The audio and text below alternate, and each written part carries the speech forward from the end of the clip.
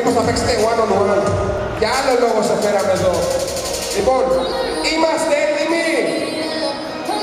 Ξαναλέω, είμαστε έτοιμοι να δούμε το QTP να πηδήσει πάνω από τον Δημήτρη.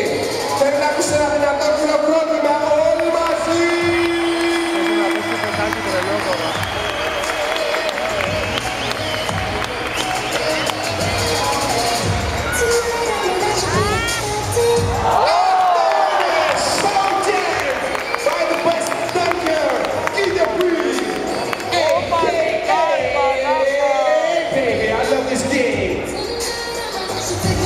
Παλικάρι!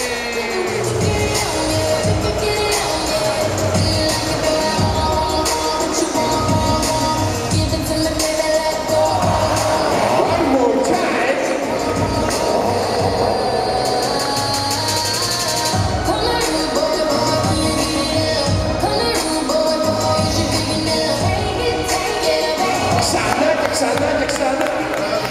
Δεν πετάει πολύ έτσι. Εκεί έλα, κύριε, στα πόδια του.